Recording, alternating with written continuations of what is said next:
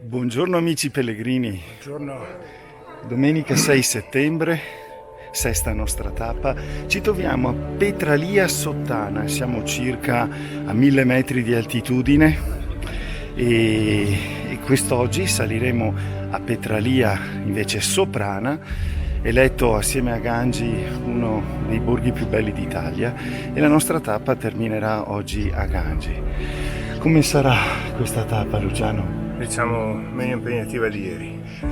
Mi sembra 17 km con 700 metri di dislivello. Ok.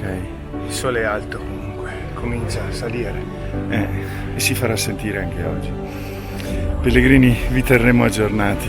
Buona domenica a tutti. Buona domenica.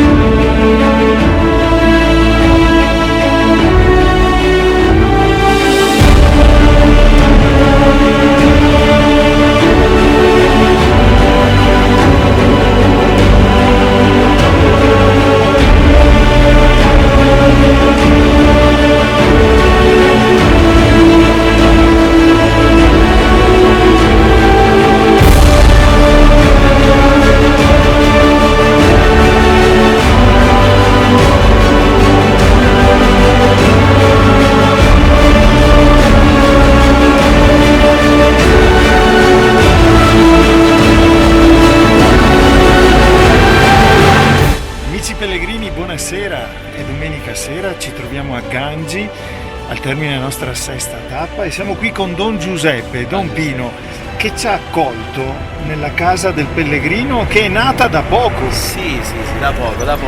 E devo dire che prima di essere contento sono io e la comunità di Gangi nell'ospitare stasera a Padre Dario e il carissimo che lo segue. E qui siamo in un luogo sacro perché questa casa del pellegrino fa parte del santuario dello Spirito Santo, che da secoli è sempre un luogo di accoglienza, però mancava un luogo concreto dove chi passa poter dire mi sono rifocillato nello spirito ma anche nel corpo. Quindi da qualche mese abbiamo aperto questa piccola casa, era così un magazzino un po' adibito a tante cose, ora abbiamo creato dei posti letto, sono piccoli però è il segno che è importante, lo facciamo col cuore. Chi viene a Gangi e passa dallo Spirito Santo deve tornare carico nel corpo e nello spirito.